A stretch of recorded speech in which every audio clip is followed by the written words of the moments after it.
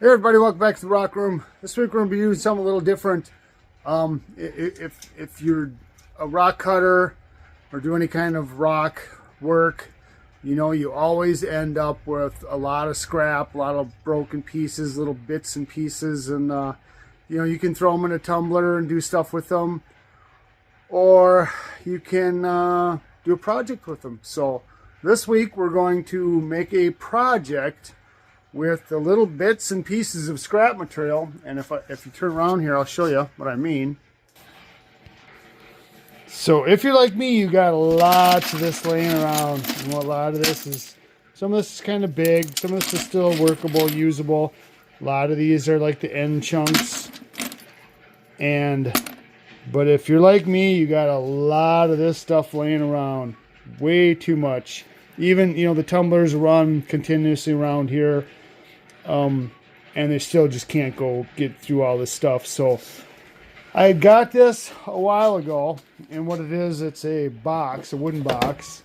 And when I got this, I didn't get this with something in it. Whoever had the candy, whoever had the candy, cookies, cigars, who knows what was in it, but it had, in this cover here, it had this like plaster, kind of like an ugly plaster fish, and it had busted loose, and that's probably why they gave me the box, right? The fish was broken.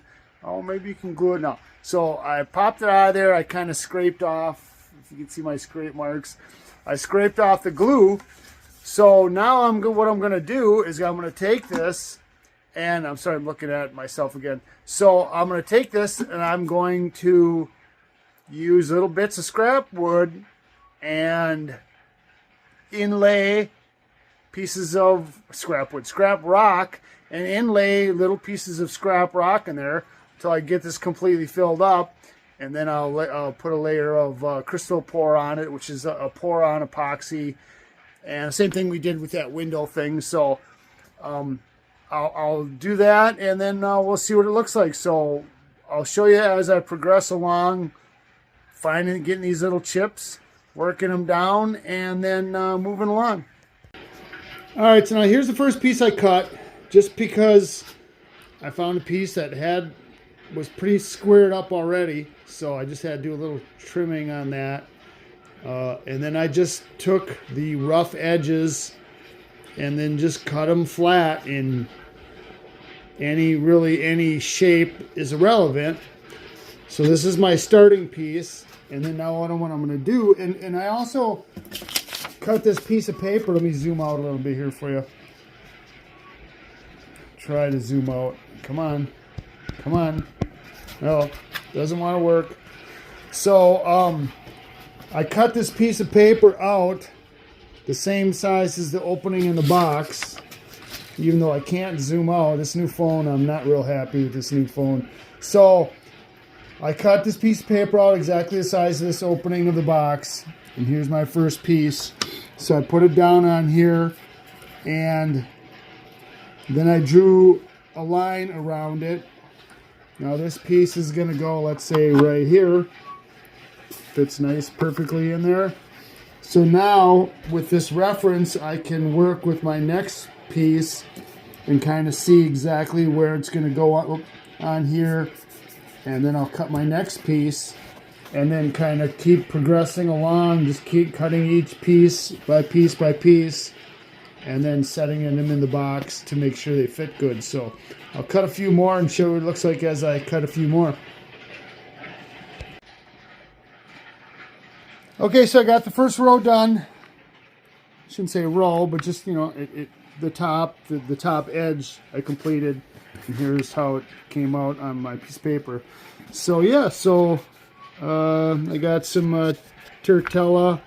This is some Arizona petrified wood. This obviously green labradite, piece of jade, and then just a piece of regular agate. So yeah, so there's my first row. Next we'll continue, obviously, maybe I'll do like you know, a couple in here and then start a row and a piece in here or something. Well, but again, as I go through these scraps, the scraps are going to dictate how I want to put this on. So, but that's basically what I'm doing. So I'll continue on. Okay, there's the next row. Moving right along. So yeah, it's pretty simple. Just, you know, obviously when it comes time to sorry, I'm getting out of focus here. When it comes time to finishing this, maybe I'll put something underneath some of this stuff, some cardboard or some sawdust, to get everything to a true level.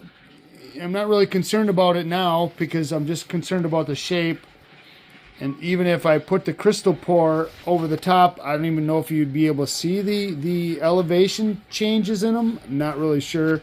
But I'll worry about that when I get to it. Right now, we're just worrying about the shape. So, and again, like I say, I just keep going down this piece of paper, figuring out where my next cuts will be. And the rock is basically dictating, you know, when I got this, where I cut this off here, just happened to be this jaggedy edge, and that was just a straight line. And it just happened to, when I had to cut this one, I cut it off at the same length just to make the next piece fit in easier. So I'll keep moving along. So there you are, progressing along. Another row done. Again, some pretty cool stuff. I'm trying to keep a lot of variety. You know, when I'm going through these buckets, you go like whatever the stone I was doing, there's a bunch of pieces. So I'm kind of mixing it up so I don't keep doing the same color or the same stone real close together. If I use the same ones a couple times in here, that's fine. But as long as they're way away from each other, and that's you know, kind of what the pattern is doing. So yeah, looking kind of cool. I'm getting right on top without shadowing myself. Yeah, fitting pretty good. Seems to be pretty easy. So I'll just keep working away. All right, there's the next one's done. I can see I'm going to have to fine tune this. You know, when you cut these, you know, you see that little gap in there. So yeah, maybe I'll fine tune this one a little bit as I go along. I'm not real concerned right now. I mean, there's some gaps in there, but so yeah, I may have to move some stuff around, tighten this up a little bit. Otherwise, the crystal pour, once the crystal pour gets in there, that you won't notice that. So yeah, looking pretty cool. I think I'm liking it.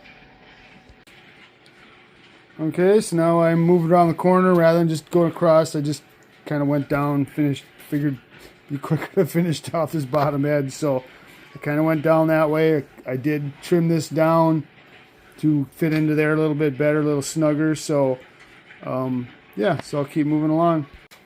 All right, got a few more pieces in there, getting near the end. So that's looking pretty good. Just a few more pieces, 5-6 more pieces, and that'll be done with that step. All right, there we go. Just cut that last little piece, dropped her in place. Had to do a lot of grinding on that one because, you know, when you try to cram, and the last one I did was this one, you can see it's got that little gap there. So that when you try to get that last piece in there, boy, you just got to keep moving and moving and moving stuff. It seemed a pain in the butt to get that one to fit in there, but it's in there. So they're all in here. Like I say, there's a couple different ways you could go about doing it. If you're worrying about leveling it off, making everything the same height, you could, like I say, drop some cardboard. You know, I got some scrap cardboard. You could drop some scrap cardboard under each. And the same thing, you know, you just take your template, you know, like what I did here with this piece of paper. You know, like you see this piece of terratella here that's real low. All I would have to do is pop that piece of terratella out, put it on this piece of cardboard, and draw the line, cut out a couple pieces, stick it underneath that, and that would raise that level up to closer to what these other ones are. But like I say, it's not that imperative. So I actually hit the stop button. So it's not imperative that you get this perfectly level, because once you put that crystal pour on there, it's real difficult to see some height differences. And even if it is, that kind of adds to it, because then you can kind of tell easier that it's a bunch of different stones, not made by some kind of other process. It's kind of handmade. So, and then again too, when it comes to polishing each one, you really don't have to polish any one either. I mean, obviously I can take some of my magic marker lines or pencil lines and remove them, but it's not necessarily to really polish these, because you know how when we're cutting rocks we show, yeah, you know, so when we polish rocks or not polish rocks, well, like when we cut rocks, we always kind of show you what they look like, but just by making them wet, and then you kind of get the wet look like, and that's what resembles what it's going to look like when it's polished. So the same thing with this. It's not necessarily, you know, like I don't have to polish each one of these little stones, because you know what a long time that would take. The wet look, which what the crystal pour will do when I pour that crystal pour over the top, that'll give it the wet look. So I won't even have to mess with anything. That's pretty much all I got to do now is mix up the crystal. And crystal pours, like I say, it's a form of an epoxy. You just mix two chemicals together, dump it in there. Then you got to keep running some heat, a hair dryer or a blowtorch over, like far away over it, and that will it'll keep, like, cause as the process goes on, it keeps making bubbles inside. You just got to keep doing that till the bubbles dissipate, and then it's ready to go. So that's what I'll do. I'll pour this, and we'll do the bubble thing. I'll kind of show you what that's like, and then it'll be finished up.